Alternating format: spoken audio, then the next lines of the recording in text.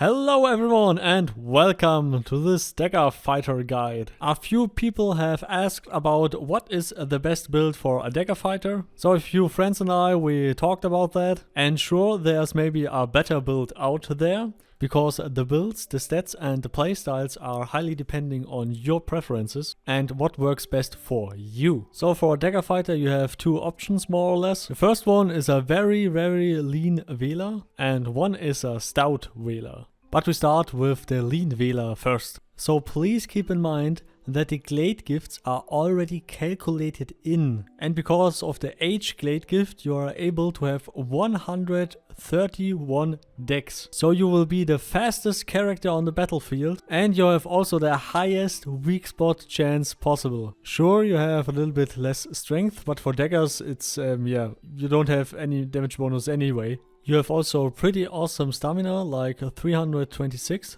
that is pretty good. But yeah, there's a massive drawback, you only have 120 health. Okay, 122.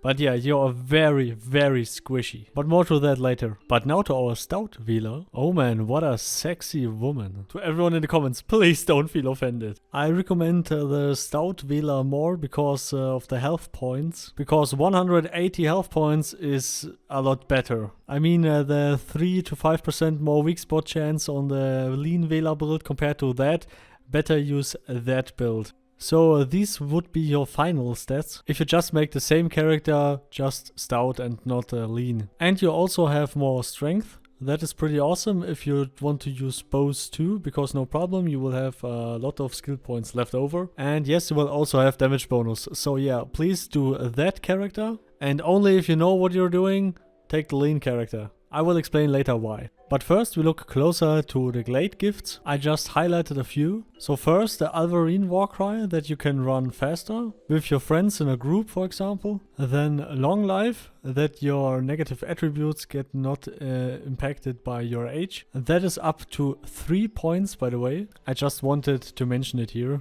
But I think you will have that anyway, because it's more up in the skill tree. And then we have Resting Pulse. You regain more stamina when standing still. Yeah, that is pretty awesome. In a group fight, if you're waiting for your heal or something like that, you're standing anyway. So yeah, that is a good idea. The next is Runner's High. Yeah, of course, that you can regain your stamina a lot faster. And yeah, that is needed. If you want out of a tricky combat situation, that is a good idea. I mean, also the sprinting and all the other skills are also necessary. I mean, that are the Glade Gifts I picked, but you need to look what is good for you, what fits your playstyle. But something like the sprinter ability and the other runner ability, where you gain 0.5% more speed, that is necessary. I mean, 1% more speed can mean survive or die. And last but not least, True Sight, 1 weak spot chance, of course. The more dex you have, the more weak spot chance you have, and that +1 weak spot, of course you need that. But now to the skills. What skills are necessary? Let's start with aggressive stance. Yeah, of course you need aggressive stance for your damage bonus, for damage output. Because what I learned about 10 years Mortal Online 1 was, yeah, every fucking point counts a lot actually. Something like a few hit points, a few stamina points, or even a few damage points are a huge difference if you're fighting on a daily basis. I mean, I was not fighting on a daily basis, but some of my friends like Tony, Rias, Sonsteel, for example, done that. And they often run in situations where they came out with like 5 HP, 10 HP, 7 HP or something like that, and pretty often. So every meta point you can squeeze out of your character and of your build, you should do that. But now to anatomy. Yeah, you need to use bandages in a fight. You're pretty fast too, so yeah, you're able to use the bandages to run away from your opponents and bandage yourself quickly. And remember that you only run away if you have over 60% health. So when you are in a PvP fight, I mean in a group fight, because a Dagger fighter is not a character you would 101 someone. It just depends on who you 101. But for group fights, a Dagger fighter is very good, because he can hit left and right. But the thing is, he can't take so much damage like a Tuzar would. And a Dagger fighter is also on the front line where all the Tuzars are. So if you got a hit or two, then you should bandage yourself quickly.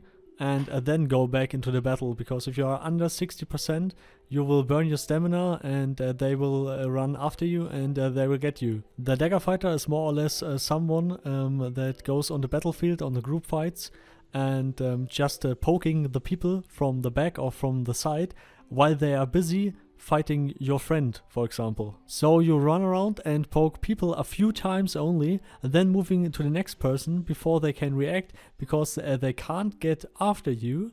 And that is why this build is so efficient. It does a lot of damage for people that are unprepared and not in an even 1-on-1 fight, for example. And if your friend is fighting with someone and you just poke from the left or from behind, or with backstab from behind, for example, and you do like 120 damage or weak spot 100 or something like that, and the Tuzar is like, what the fuck hit me, and got panic. And you already turn around and moved to the next person. At least that is how a few friends of mine played the Dagger fighters over years. Sure, it just depends on your playstyle, what you prefer, but let's move on to next skills. Armor training, of course, that you don't wear any paper armor. You are already squishy enough, and if you have shitty armor and a foot archer sees you, a mounted archer, or any archer, or even a few mages, yeah, they will give you a hard time. Yeah, blocking is a no-brainer if you use any melee weapon, of course. Same with combat maneuvering. Yeah, you also need that for armor training, so yeah, you have it anyway if you have armor training. Daggers, who would have guessed that? I don't know. Yeah, defensive stance because of your squishiness. In the old Mortal Online 1, defensive stance reduced your damage by 3 points and 5% of the actual hit. But now in Mortal Online 2 it's a little bit more, and yeah, test videos will come. So yeah, no rush here. I mean, Starbolt already said that they will tweak some things and some skills.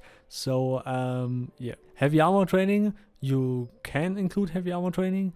It just depends on how you play, how you manage your stamina. But if you go for the Stout build and you also want 101 capabilities and stuff, then heavy armor training is a very good option. Yeah, I recommend heavy armor training for that. And the last one, sprinting. With your 115 dex, at least 115 dex, you are faster than the most builds in general. You are faster than the humans, the Tuzars, and even the Orkmirs.